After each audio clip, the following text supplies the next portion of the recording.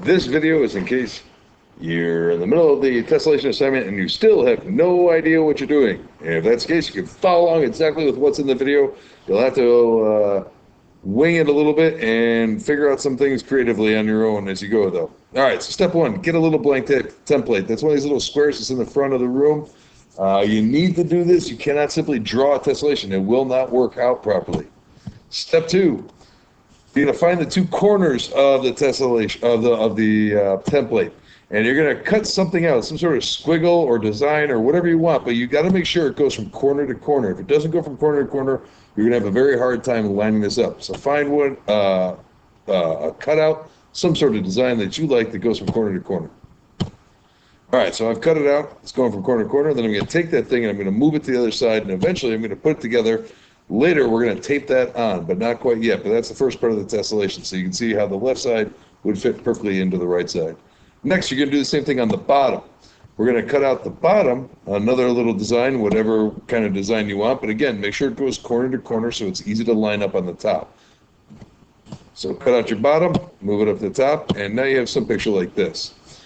Now, if we just use this, there's no reflection or rotation going on. So we're going to take one of those cutouts and we're going to flip it. See here? I took the one on my left side and flip it up and down. So it's not quite the same, so I have a reflection going on. Once you've decided, it doesn't matter if you do the left to right or the top and bottom, flip one of them. Then tape the whole thing together. Do your best job taping. If you leave gaps, things won't fit together right. Next, now you have your template. Now you got to figure out what it is. So if you got to look at the template you made and figure out what it is. So I'm guessing here, looking at this, maybe I have a goat with only one ear, or maybe this is a angry bird, or maybe I've got some dude with a shield and a helmet, or maybe I don't even know what this is. A dog with no teeth? Sure.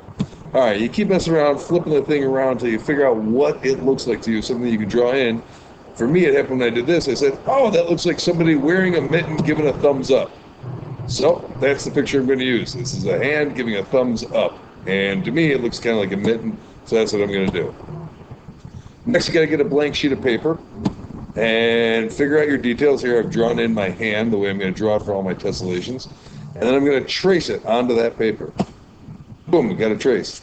But once you've traced it once, you're going to keep tracing it. So you're going to take your template and figure out where it lines up in the picture, and it should line up perfectly, and trace another one, and another one, and another one. And you should be able to get these.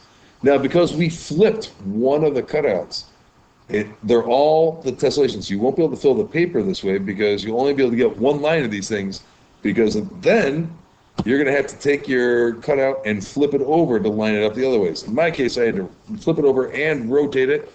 Maybe you just have to flip it over, or maybe you have to rotate it.